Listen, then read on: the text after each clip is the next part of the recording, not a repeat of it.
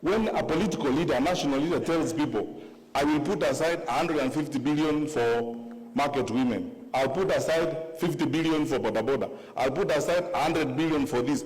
I know how much our budget is and the projected growth of our budget. That time you have not talked about the amount of money that you are taking to counties, you have not talked about transfers for the education sector and so on. Where are you going to get that money to provide that kind of service? You're just lying to those people because you are telling them things they want to hear. And because they won't ask you questions, you just get along with it. You know, when you keep saying there's deep state, who is that? And the people are using that phrase and complaining are members of the National Security Council. They hold public offices. They tell you they are powerful people.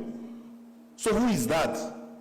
Not this facade and stories that are being coined and being bandied around. Just so that people create excuses and they camouflage around things that don't exist to survive. Or create excuses and pathways of lying and carrying the public along with them. I want to ask you as church ministers, I am your son, and as a public servant, we have a country to serve. Let us not be victims of some of these lies that you keep hearing around. But things that just don't make sense even to a fool. How would you tell people? Yeah. How would you stand up? I'm asking you. How, Bishop, how will you stand up in public and tell me, who is that? And then you don't even have the courage enough to take a decision and say, okay, because I don't agree with the Attorney General and all these people, me, I'm not going to be party to you.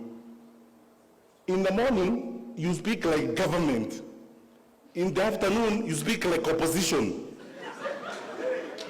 The artists, the political artists, who want to avoid that conversation, they come up with all manner of excuses. Oh, there are people who hate me called deep state, and you sit with them daily. So when do they become deep? When they are with you or they are not with you? This story of you must look for a way of creating some level of sympathy so that people can sympathize with you, that you are an underdog. So you create some phantom, some fictitious devils that are existent somewhere that are against you. And these devils are not described. So you use some communist type language and call them deep state. And say, you know, these people, they may be having the state, but we have God. God is for all of us. You can't have God yourself. People are running around here who have held public responsibilities. They are not accounting for what they did when they were holding those public responsibilities. You are the religious leaders. The story of talents in the New Testament. What did you do with the ones I gave you first before you come for more?